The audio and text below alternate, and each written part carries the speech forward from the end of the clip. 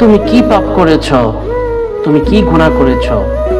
তোমার যদি পাপটা হয় পাহাড়ের সমান, কিংবা তোমার পাপটা যদি সমুদ্রের সমান হয়, আমার আল্লাহ বলেন আমার দয়া তার চেয়েও বেশি। সুবহানাল্লাহ বিহামদি।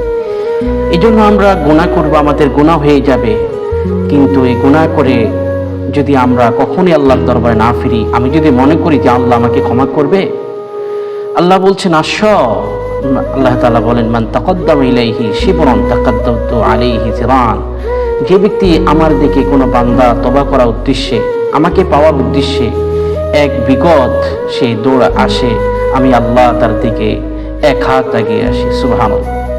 এমনি বা যদি কোনো বিমান তাকাদ্দাম ইলাইহি জিরান, যদি কোনো ব্যক্তি আমার দিকে এক হাত এগিয়ে আসে, তাকাদ্দামতু ইলাইহি জিরাইনি, আমি আল্লাহ তার দিকে 2 হাত দৌড়ে আসি।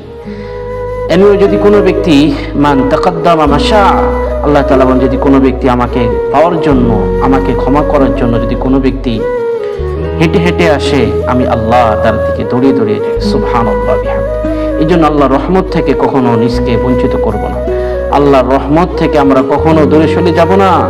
আল্লাহ আমাদের ক্ষমা করি, পাপ হয়ে গেছে, এই পাপ আমরা অবশ্যই আল্লাহর কাছে মাপ চাইলে, আমরা যদি তওবা করি, আল্লাহর কাছে ইস্তিগফার করি, আল্লাহ রাব্বুল আলামিন আমাদের গুনাহগুলো মাফ করে দিবেন।